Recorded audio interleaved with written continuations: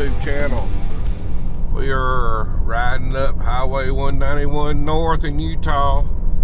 We just drove through Moab.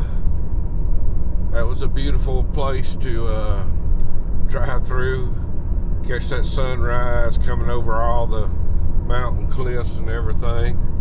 Now, I've already done a video on Moab a little while back, Arches National Park and all that good stuff, so y'all might want to look back at that one, check it out. But we just drove through this morning on our way up to Washington. We are going to the very tip-top northwest corner of Washington. Matter of fact, you might as well say it's a suburb of Vancouver, because I mean it's just right there on the south side of Vancouver. But we got us a load. To get down the road here, I'll jump out and introduce you to my load that I'm taking from South Texas all the way up to Washington, 2,300 miles. I'll go over that load with you, but I just wanted to, I've already been on the road for about 3 days. I don't know, I just been kind of down in the dumps. Hadn't really felt like grabbing my camera and doing anything, but coming through Moab got my spirits up, looking at the beautiful mountains and everything. Decided I'd grab my camera and say good morning. So we get down the road, we'll check it out, look at what we got. We'll see you then. All right, guys, we back at it. We had a little rest area here on Highway 161, I believe, that runs from Interstate 70 up to Salt Lake City. Real nice little beautiful road, beautiful scenery. Got the mountains around us and everything. Gets a little vault toilets. So well, there's not a whole lot out here, but there's my load. Tiny home. So it weighs, I think it weighs 15,800, or it did weigh 15,800, and I'll show you what I mean by that. Yeah, let's turn it around and take a look at that hitch. I love that hitch. I've hauled a couple, ever since I started doing all these bumper pulls. It's amazing how many different hitches they are. But that's definitely one of my favorites right there. Real easy to latch and unlatch. But as you can see, it is very tongue heavy. It is heavy on the, see my mud flaps on the ground down there. So this is the first load. A lot of people say, well, why don't you have airbags? And honestly, this is the first load that I've actually hauled that I've really, you know, could have used some airbags just to get that mud flap up off the ground. Because normally things are more balanced. This guy, this is a homemade tiny home. He built it himself. He's a home builder, but this is his first tiny home he built. So it's not that well bad. It's not really, it has its flaws. It's a nice built home, but it kind of has its flaws on towing it down the road. Now, it pulls pretty good, but it is heavy on the front end. Way too heavy on the front end. But it's built heavy. It's built like a house. It ain't built like something that you tow down the road. But anyway, it's pretty nice. I'll show you. I hate it. I mean, I feel horrible. But you see this right up here? It used to be an air conditioner. Here, let me turn around so we can look at it better. Oh, if the sun ain't right. That's probably a nice little mount if you were mounting one of the, it was one of those mini splits. So if you were mounting it for a stationary, I'm sure that mount would have done fine. But I don't know if you can tell right here, it give way, and he had a little strap on top. I don't know what give up first, the strap on top or this bracket right here, but it didn't hold. It did not hold, that air conditioner, and you can look and tell why. Of course, I couldn't, with the air conditioner up there, you couldn't really tell. But anyway,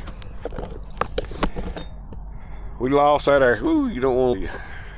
So we lost that air conditioner on the side of the road somewhere. I hate it. I hate it. But picked this load up down in South Texas, over there on the west side of San Antonio. I was an idiot because I just picked the load off the load board. When I seen the name in Texas, I thought I knew where it was. I didn't look it up. And I was thinking it was down there between Waco and Austin. I said, oh, I know that place. Picking this load up, going all the way up Washington. I accepted the load, got the confirmation and everything. Put it in the Google map, and I'm like, oh my goodness, that ain't where I thought it was. So anyway, I had a pretty good deadhead getting from Louisiana down past San Antonio. That was a little much on the deadhead, but hey, you know the good thing about it when you doing this power only, you're not deadheading back to get another camper or whatever. I'll pick it up later. I mean, it ain't that big of a deal. So I did a little extra. You know, I picked up a 2,300 mile run, and I had a deadhead. I don't know, what is it down there? I done forgot. 400 miles or something. It may have been it was at least 400. I'll look and see. I'll put it on the tally at the end. I'll add it all up, but it's still just a fraction of what the load paid. So even though it was a long deadhead, you know, it was a 2,300 mile run. So had a little play with there, and I'm sure we'll pick up something somewhere down the road. We'll get it. We'll make it up. But anyway, we're going all the way up in the northwest corner, all the way up to almost Vancouver. I mean, we're right there on the line, so it's going to be some nice, pretty scenery and everything. I'm going to enjoy running it. It's a booger of a load to pull, but hey, that's all right. And oh, my Gen Y hitch. I've done fussed about this Gen Y hitch. That 1, 2, 3, 4. I got 5 hose. That's one hose too many. And I've done bottomed out coming in and out of truck stops.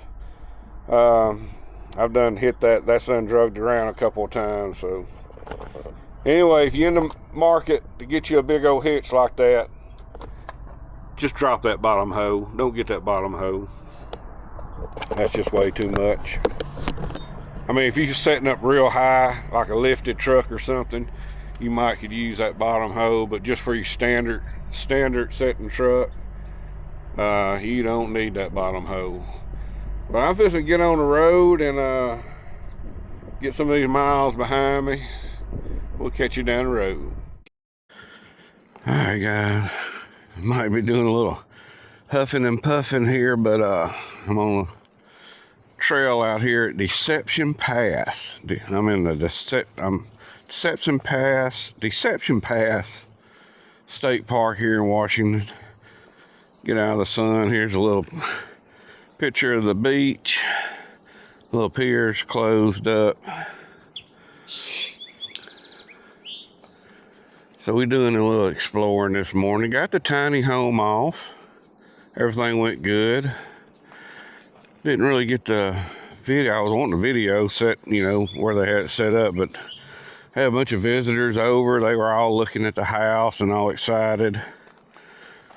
I think I may have mentioned this, but I didn't ask her how old she was. She looked like she's probably about 20 or so, but she's the one that built it. Went down to her uncle's house in Texas, and they built it together, and she was moving into it. So that was exciting. It was a fun story. So, whew. I guess I shut down and rest before I turn the video on. Oh man, it's just so pretty out here. Yes, it is. But we got that off, and I decided, since there's so much to do in Washington, up in the Northwest, around the Northwest Pacific area, so I just figured I'd take a reset. I still had 20 hours on my cycle, but I decided to go ahead and take a reset, just to enjoy some time out here. Haven't done that in a while, so thought it was time to take in some sights. But he's working on some loads. I told him I'd be ready Wednesday morning, so he's looking at some loads. Got some different loads he's looking at. Said he's real busy. Got a lot going on, so we'll see what they come up with. Meanwhile, we'll check out more of this. I'm gonna walk on down this trail some, and I'll try to catch my breath before I turn the camera on next time.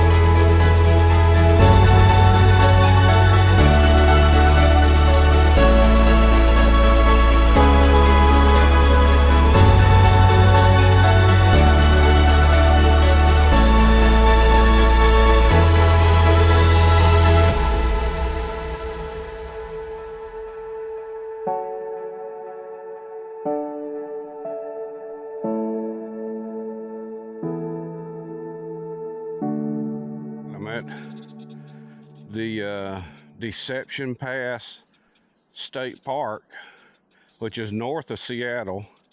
Not a bad drive if you dropping off something in Seattle and want to run up here. I was just south of Vancouver, so I come south a little bit to get to it. And this is Rosaria Beach, I believe is what it's called. Rosaria Beach is where the tidal pool was. Now we're just walking around this trail. Let's see, what was the name of the trail? It had a fancy name. Pacific Northwest Trail. So that's the trail that I'm walking. It's called the Pacific Northwest Trail. It's in the Deception Pass State Park. Nice place to unwind after pulling a tiny home up probably probably more than half of it was on secondary roads. I was so tickled to get out on the interstate and be able to just set the cruise and ride a little while.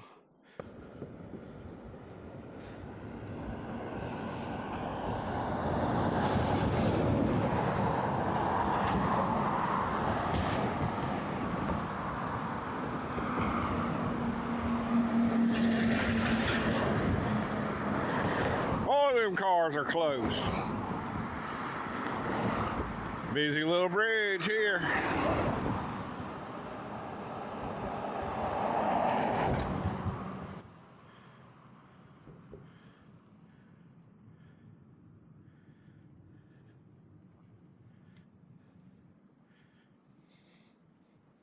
So this is the Deception Pass Bridge. I better talk while there ain't no cars coming by.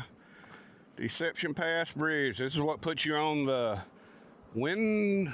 I'll have to look back at that.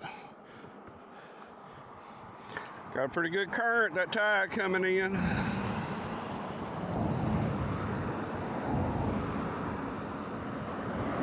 beaches. I'm sitting here leaning over this rail with my butt hanging out in the road, waiting for one of them cars to hit me in the butt. As long as they stay on that side of that rope, we'll be okay. But, whoo, that'd be a big jump right there. I think I heard somebody say 180 foot down. Looks further than that to me.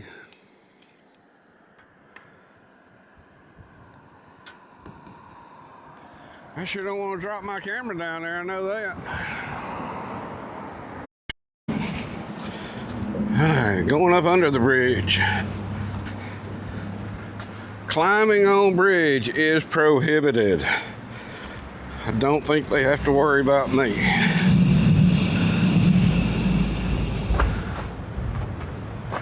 Amphitheater. Does look like a lot of fun to climb on.